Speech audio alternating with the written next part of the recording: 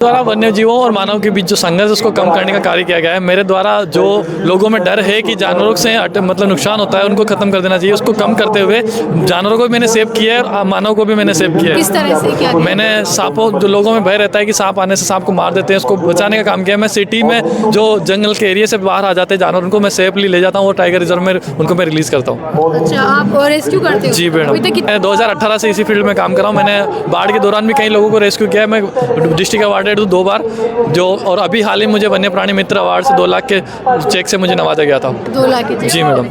के साथ ही पिछले 1 साल से ज़्यादा हो गया मैं काम करते हैं मेंटल हेल्थ पे। मेंटल हेल्थ एक बहुत बड़ा टॉपिक है जो एग्जाम के बर्डन्स, परीक्षा के तनाव और छोटी मोटी परेशानियों के कारण है स्टूडेंट्स है वो तनाव में आ जाते हैं। तो मेंटल हेल्थ पे भी हम काम कर रहे हैं। और मेंटल हेल्थ खराब होने का एक सबसे बड़ा कारण है वो जेंडर।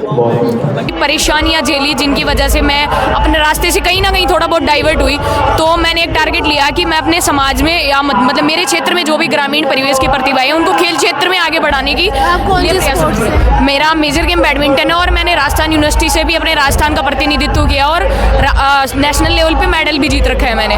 तो मेरा ये था कि मैं ग्रामीण परिवेश की प्रतिभाओं को आगे लाना चाहती थी और मैंने उनको, जैसे ग्रामीण प्रतिभाओं को जो आर्थिक रूप से कमज़ोर थे, उनको स्पोर्ट्स किट, शूज़ और निःशुल्क प्रशिक्षण देके। देखिए, युवा दिवस के उपलक्ष्य पर जो राज्य स्तरीय प्रोग्राम था युवा महोत्सव, और उसी दौरान जो है मुख्यमंत्री द्वारा युवाओं को जो है एक पुरस्कार देकर के नवाजा गया है।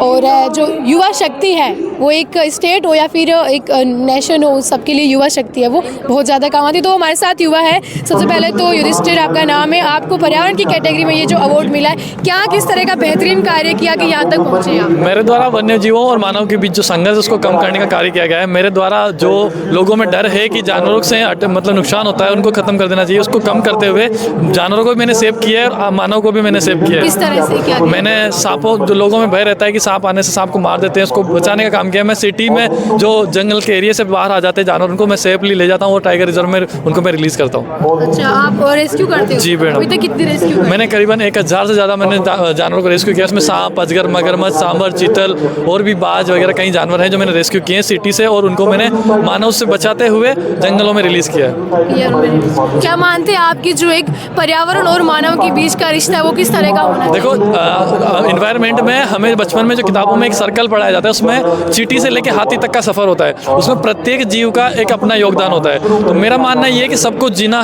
का अधिकार है, उसमें सबकी स्वतंत्रता है, और प्रत्येक जीव की एनवायरनमेंट में एक अहम जो थीम है वो रहती है, उसकी अहमियता रहती है। मतलब इसी कैटेगरी में आपको जो आज अवार्ड। जी बिल्कुल। कितने साल हो गए आपको काम? मैं 2018 से इसी फील्ड में काम कर रहा हूँ। मैंने बाढ़ के दौरान भी कई लोगों को रेस्क्यू किया है। मैं डिस्ट्रिक्ट अवार्डेड हूँ 2 बार, जो और अभी हाल ही मुझे वन्य प्राणी मित्र अवार्ड से 2 लाख के चेक से मुझे नवाजा गया था। 2 लाख के? जी मैडम।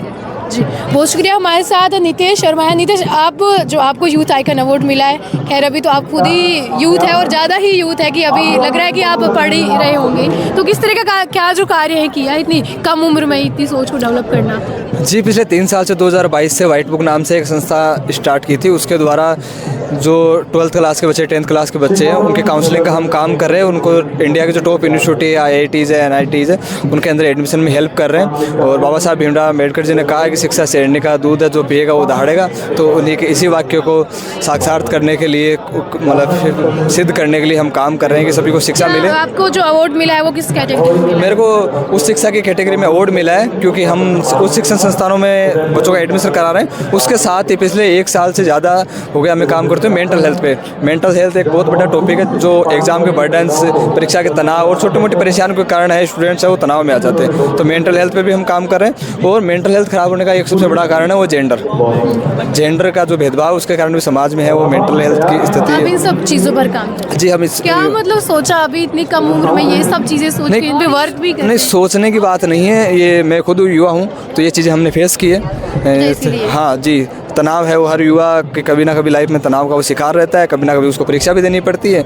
और मैं बनारस हिंदू यूनिवर्सिटी का स्टूडेंट रहा हूँ, तो मुझे लगा कि मैं भी गांव से जाके इससे एशिया की सबसे बड़ी आवासीय विश्वविद्यालय का मैं हिस्सा रहा हूँ। तो मुझे लगता है कि गाँव के और बच्चों को भी वहाँ जाना चाहिए।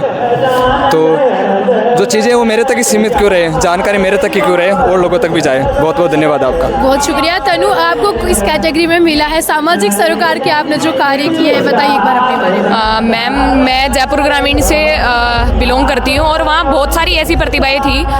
मुझे ये मुख्यतः समाज सेवा के क्षेत्र में दिया गया और वहाँ बहुत सारी ऐसी प्रतिभाएं थी जिनको गाइडेंस और सही मार्गदर्शन ना मिलने के कारण वो अपने मार्ग और उनसे भटक रही थी। तो बहुत सारी परेशानी ऐसी थी। मैं पैसे से एक खिलाड़ी हूँ और मैंने भी स्टार्टिंग में बहुत सारी ऐसी परेशानियाँ झेली जिनकी वजह से मैं अपने रास्ते से कहीं ना कहीं थोड़ा बहुत डाइवर्ट हुई। तो मैंने एक टारगेट लिया कि मैं अपने समाज में या मतलब मेरे क्षेत्र में जो भी ग्रामीण परिवेश की प्रतिभाएं हैं उनको खेल क्षेत्र में आगे बढ़ाने की मेरा मेजर गेम बैडमिंटन है और मैंने राजस्थान यूनिवर्सिटी से भी अपने राजस्थान का प्रतिनिधित्व किया और नेशनल लेवल पे मेडल भी जीत रखा है मैंने। तो मेरा ये था कि मैं ग्रामीण परिवेश की प्रतिभाओं को आगे लाना चाहती थी और मैंने उनको जैसे ग्रामीण प्रतिभाओं को जो आर्थिक रूप से कमज़ोर थे उनको स्पोर्ट्स किट, शूज़ और निःशुल्क प्रशिक्षण देके उनको प्रैक्टिस वगैरह करवाई और वर्तमान समय में वो प्रतिभाएं राज्य और राष्ट्रीय स्तर पे हमारे गांव, क्षेत्र और राज्य का प्रतिनिधित्व कर रही है और लगभग 100 से अधिक ऐसी प्रतिभाएं हैं जो अभी तक मेरे द्वारा लाभान्वित हो चुकी है। तो उसी कैटेगरी में जो है आज आपका अवार्ड। जी मैम। क्या मतलब मुख्यमंत्री के हाथों जो अवार्ड दिया गया है, सरकार की ये पहल है, इसकी क्या कहना चाहेंगे इस बारे में? मैं तो माननीय मुख्यमंत्री जी को पहले तो इस चीज़ के लिए बहुत ही धन्यवाद देना चाहूँगी क्योंकि युवाओं के लिए प्रोत्साहन बहुत ही ज़्यादा जरूरी है जो उनको आगे बढ़ने में बहुत ही ज़्यादा प्रेरणादायक होता है और उन्हें एक शक्ति प्रदान करता है कि वो जो भी समाज सेवा या जिस भी क्षेत्र में कार्य कर रहे हैं वो उसे और दोगुनी गति से कर सके।